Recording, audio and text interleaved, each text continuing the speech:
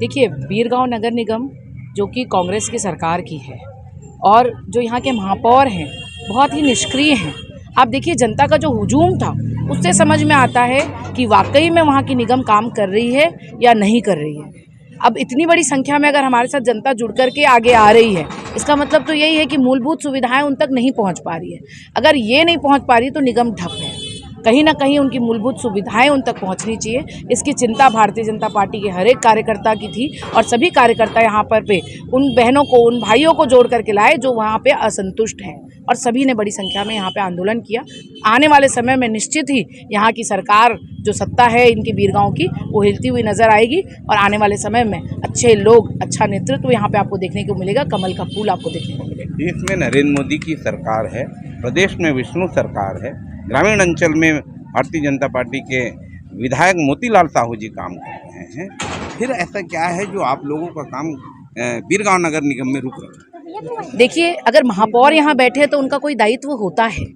निगम अगर बनी है तो सब काम विधायक के अंदर नहीं आता, कुछ काम महापौर का, कुछ काम पार्षदों में बटा हुआ है। तो वो मूलभूत सुविधाएं तो पार्षदों का हक है, महापौर का काम है।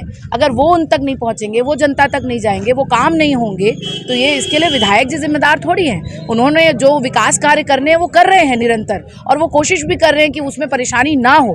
पर अगर उन तक फंड आता है, उसके बाद उसका इम्प्लीमेंटेशन तो महापौर का काम है। उसको बांटना, उन जनता तक पहुँचाना उस कार्यों को, वो भी महापौर और पार्षदों का काम है। अगर वो नहीं पहुँचा पा रहे हैं तो कहीं ना कहीं उनकी मंशा दिखाती है कि वो भारतीय जनता पार्टी को बदनाम करना चाह रहे हैं। आप देखिए, 1,80,00,000 का यहाँ पे काम स्वीकृत हुआ है। अगर उनको यहाँ पे सरकार ने यहाँ पे दिया है तो उनको करना चाहिए उस काम को। अगर वो उन तक नहीं पहुँच पा रहे तो क्या कारण है? आज हमने ज्ञापन भी सौंपा है और बहुत जल्द हमारे यहाँ के कमिश्नर साहब से निवेदन भी किया गया है कि वो जल्द इसका रिपोर्ट पेश करेंगे और रिपोर्ट से हमको समझ में आएगा कि कहाँ दिक्कत आ रही है। महिला यहाँ पर आरक्षित हो चुका है महापौर के लिए।